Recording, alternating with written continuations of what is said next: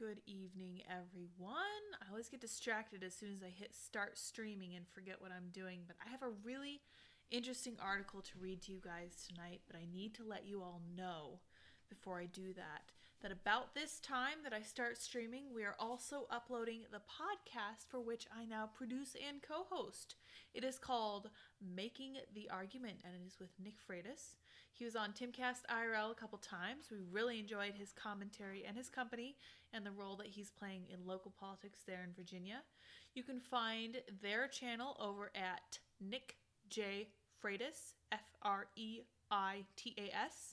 And you can watch that first episode with me sometime this evening, probably going up over the course of this show. So go over there and check it out after the fact for sure, and look forward to more on each Tuesday and Thursday, except next week where we're doing Tuesday and Wednesday because of Thanksgiving. All right, let's get into this article that I have for you guys tonight. I know sometimes I'm a little disjointed or I come at you with too many sources. Tonight we're just going to talk about one article, and I'm going to see what you guys think about what Vivek Ramaswamy has to say. He was one of the guys that I wanted to have as a guest on Timcast IRL. He wrote a book called Woke Inc., and he's been pushing back on ESG and BlackRock and all that good stuff for quite a while now. So he's definitely a role model of mine, and we're going to see what he has to say about changing the Civil Rights Act. This is from the Wall Street Journal, which I've always really liked. I've always appreciated their opinion section. They've always been really sharp on the draw, and they've had a really wide, diverse range of opinions on their page. So let's get into it. This article is called "The New Woke Discrimination Demands a New Law. Expand the Civil Rights Act to protect employees from being fired for their political beliefs." That is a strong start. Republican politicians often ask what they can do in office to combat, quote, wokeness. The best approach is to amend state and federal civil rights laws to protect employees from discrimination on the basis of political beliefs. As far as writing goes, this is great because the introduction wastes no time. There is no human interest nonsense. There is no fluff. Short, direct, to the point. I appreciate it. Corporate viewpoint discrimination is unfair and widespread, a driver of polarization and a direct consequence of the way existing civil rights laws have been interpreted. A legal mistake that demands a legal solution. Oh, let's hear more. On signing the Civil Rights Act of 1964, President Lyndon B. Johnson declared that it would, quote, end divisions and told Americans to, quote, lay aside irrelevant differences and make our nation whole. Good advice, but did people listen? Probably not. But while the act prohibits discrimination on the basis of race, sex, and religion, it doesn't protect political beliefs, and today, corporations across America fire employees who express the wrong political opinions. Disney fired actress Gina Carano after she compared the treatment of conservatives on social media to Nazi persecution of Jews. That's not exactly what she did, I don't think. She shared an image that was a meme that was talking about how neighbors turned in neighbors during World War II. And I think that's a fair assessment for her to make. Certainly not something Disney should have fired her for, but in any case, they did, and it was politically motivated. The company called her post, quote, abhorrent and unacceptable, although co-star Pedro Pascal wasn't sacked for likening Trump supporters to Nazis. Longtime Sacramento Kings broadcaster Grant Napier lost his job for tweeting "All Lives Matter." A Virginia high school teacher was fired for refusing to use a student's, quote, preferred pronouns. A software company dismissed an employee for posting a TikTok video complaining about Bronx bodegas. That was so crazy. Did you guys see the story of that young man who posted a video? He had just moved to New York City, and he was complaining about the bodegas. And they fired him for it. And I was like, what is going on here? That was the weirdest instance of this happening. I didn't realize that was political, but I trust the authors of this article. I need to look into that more, I think. A USA Today editor was demoted for tautologically tweeting, "People who are pregnant are also women." How is that untrue or in any way controversial? This is un-American, and it's also counter to the spirit of the Civil Rights Act. You can't be fired for expressing your religious beliefs or gender identity. Why can you be fired for your political beliefs? The answer lies in Supreme Court cases, beginning beginning with Meritor Savings Bank versus Vinson in 1986, which interpreted the Civil Rights Act broadly to protect workers in protected categories from, quote, harassment. The justices defined that term to include verbal conduct that create an intimidating, hostile, or offensive working environment. Since then, hostile workplace litigation has exploded, and today, political viewpoints or symbols perceived by minorities or women as hurtful or demeaning can create unlawful hostile work environments, subjecting the employer to liability. The Equal Employment Opportunity Commission ruled that a postal worker stated a valid hostile workplace claim against the U.S. Postal Service for allowing a coworker to wear a cap with the "Don't Tread on Me" flag. The aggrieved employee stated that he found the cap to be racially offensive to African Americans because the flag was designed by Christopher Gadsden, a slave trainer and owner of slaves. A federal judge ruled that a New York policeman stated a valid hostile workplace claim based in part on a one-time placement of a campaign sticker for Donald Trump on another officer's locker. Let's see here. Let me make sure my audio's good. Make sure my mic's a little bit closer. I'm sorry, the dogs are downstairs. They're causing all sorts of trouble. Causing trouble over there? We're house sitting right now. There's like 5 dogs floating around right now, and they're getting up to all sorts of trouble. I thought the cops were banging on the door. No, it wasn't the cops. It's just the dog wagging their tails, I think. They're having a good time over there. It's good times all around. I love it. Anyway, where was I? If you've seen the non-reading scene, the audio is a little low. Just turn up the figure thing. There we go. How's that? We good? The problem is, too, that I don't have my glasses, which not only makes reading this article hard, but it makes it almost impossible to see you guys' comments. So thank you for telling me, Andy. You want to take these dogs downstairs with you and have fun with them down there? I can get a couple of them. Come on, Cheekers. Enjoy our chaos with us. We'll get back to reading this article in a minute. Let me see where I was. I'm really trying to read this, and it's killing me, but you're getting a glasses-free video. I don't know if that's what we want. Let's see here. Okay, so we talked about the Postal Service worker stating that he had a claim because of a Gadsden flag hat. Okay, here we go. Let's try this again. A federal judge ruled that a New York policeman stated a valid hostile workplace claim based in part on a one-time placement of a campaign sticker for Donald Trump on another officer's locker. Holy cow, what is happening? These people are like wrapped in bubble wrap all the time. A federal judge in Idaho found that a company's letter disapproving of athletes kneeling during the national anthem as disrespectful to the military could, quote, indicate a culture of racial discrimination that would support a black worker's hostile workplace claim. Holy cow, this stuff's crazy. A federal judge in Georgia allowed a claim to proceed in which, among other things, the plaintiff's coworker made, quote, frequent comments that President Obama was stupid. The court explained that President Obama is African American, that the plaintiff understood these comments to be harassment based on race. If companies face liability when employees express such views, suppressing them is a prudent policy. Corporate explanations for speech prohibited often say so explicitly. When Goodyear faced backlash for telling employees that Blue Lives Matter and Make America Great Again shirts were prohibited, but Black Lives Matter shirts were acceptable, the company claimed it needed to keep its work environment free of any forms of harassment or discrimination. When Southwest Airlines fired a flight attendant who made anti-abortion posts on Facebook, it asserted that she might have violated its anti-sexual harassment policy. Fascinating. The laws prohibiting race and sex discrimination has turned into engines not only of suppression but of compulsion.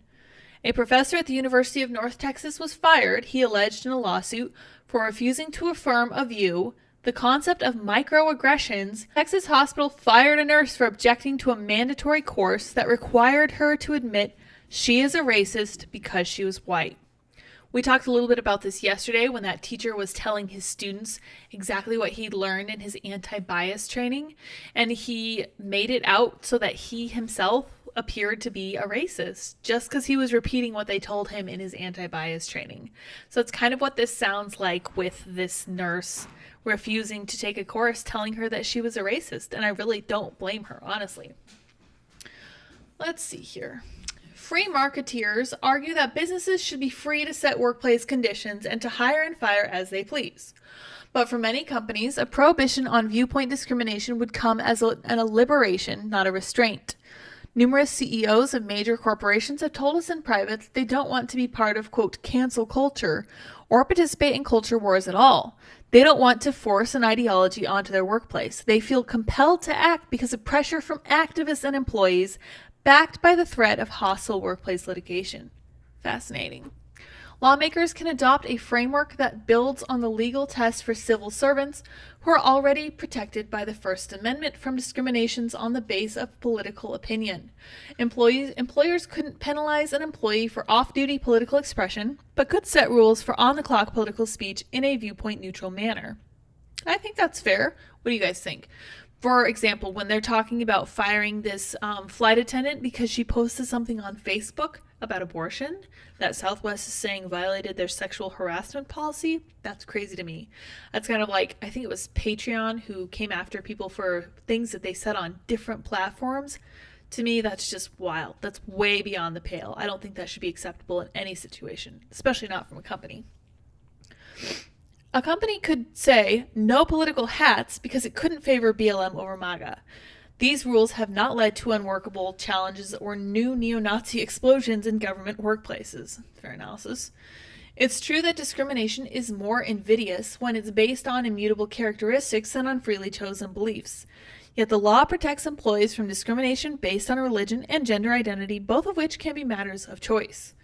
Companies at their best unite their employees in a common cause that transcends politics to create, innovate, serve customers, and generate wealth together. Protecting political expression as a civil right would respect LBJ's admonition to, quote, lay aside irrelevant differences and make our nation whole. I completely agree, and I think this is very much needed. So, Washington, D.C. right now is the only place in the country that is in which political affiliation is a protected class, and I've always thought it should be that way everywhere you go. There should be no exceptions, and you should be allowed. Honestly, when you look at the First Amendment, does it say there's an exception for when you're at work? It actually doesn't. And I think that companies should be free to make their own workplace rules. I think that's perfectly fair. But at the same time, if you're going to come out and say you are not allowed to make these statements on other platforms, I do not think you have a right to do that. I think that's completely out of their realm of expertise. I don't think that they should be able to say that to their employees because they're stepping right on their employees' free speech. They're violating their First Amendment rights. And I do think that Mr. Ramaswamy is correct in this regard. And I think that until we come up with a way to protect employees from this, we're going to continue to have cancel culture. And people are going to continue to find it profitable to be tattletales and to try to get other people in trouble wherever they can because they can. I think that not making political affiliation a protected class is simply leaving the door open to so much victimhood culture, so many victim points, so much narcissism that we see from social media.